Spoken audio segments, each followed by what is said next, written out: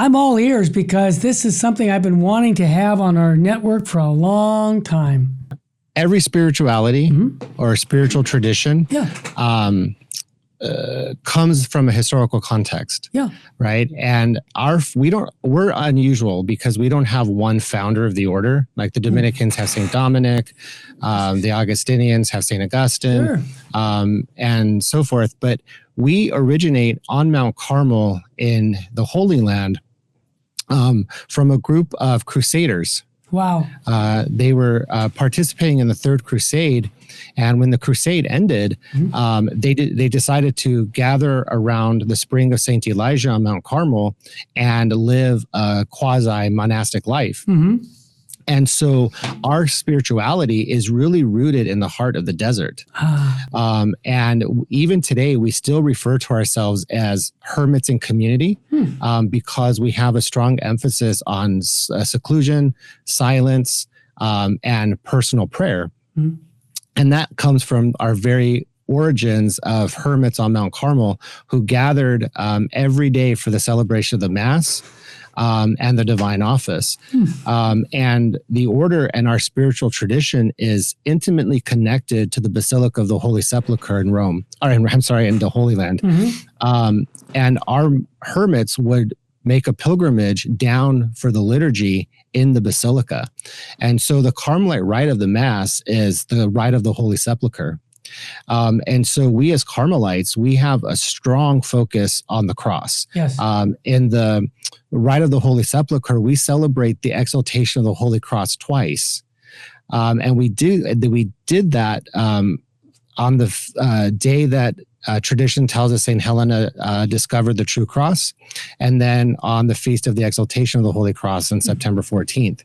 And so as Carmelites, we really hearken back to Mount Calvary and uniting ourselves to the cross of our blessed Lord. And this is why in every Carmelite cell throughout the world, we have a bare cross. Interesting. Because we are reminded daily that we have to be crucified with Christ. And we do that through our religious life, but most concretely through our spiritual life. So what I'm hearing you say is you have to be Christ on that cross without the body. That's you. That's us. I mean, wow. Saint Teresa of the Andes, who died at 19 years old in the Carmel of Los Andes in Chile. She's our first American saint canonized in the order. In her spiritual diary, she has a beautiful definition of a Carmelite. Now, she's speaking specifically about the nuns, but I think we can extend it to the friars and even to all the baptized. Got it. She defines the Carmelite as the soul who kneels at the foot of the cross, dispersing the precious blood to the world. Wow. Beautiful, Father. And this is the treasures of the church, the saints like this and the spirituality. And I wish I could say that at every Catholic church we could, find this kind of spirituality, but that's just not the case. So you really have to dig deep, with reading your books, you're getting the right podcasts, you're listening to different radio shows. Because it's out there, but they just have to search for it. So I'm delighted that you're taking the time to do this, to really pass on this heritage of Carmelite spirituality. So please continue. We carried our tradition into the West when the Muslims expelled all the Christians from the Holy Land. Wow. And St. Simon Stock, who was our third prior general, brought us back to England, where he was from. And, Thomas Aquinas tradition tells us was on his way to the fourth Council of Leon to denounce us. Wow. Because the Fourth Lateran Council, I think it's Canon 13 of that council, forbids any new monastic rules. Really? And we had our own rule, but prior to the council. But in the West, they didn't know this because, we weren't in the West. Yeah. And Thomas Aquinas, died on the way to denounce us at the Fourth Council of Leon. I tease Dominican friends. Maybe we wouldn't exist if your brother made it to the council. That is hilarious. No, I never knew that. I knew he died on the way, but I didn't realize he was going to be doing that. That's fascinating. Yeah, God's providence. God's providence, and He's blessed the order throughout our history, because we do have a unique gift that we give to the church and to the world, and that's this mystery of contemplative prayer. Yeah. You know, our Holy Mother, Saint Teresa, when Pope Paul VI declared her a doctor of the church, he named her the Doctor of Prayer. Yeah. Because and our Holy Father John the Cross is the mystical doctor, because he really expounds upon the mystical life.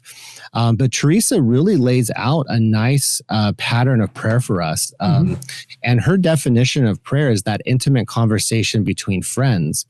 And that's really one of her gifts to Christian spirituality, because her view of our blessed Lord is not an abstract God, but a companion, one that she would carry with her throughout her day, throughout her life. And there's the famous image of her going and making one of her foundations, and the horses started to buck, and the cart went off the road into the river. I love this. Just she's getting soaking wet. The nuns are they're not happy, and she says, "Lord, with friends like you, no wonder there's so few." Yeah, I love that. That's beautiful. You know? It's beautiful.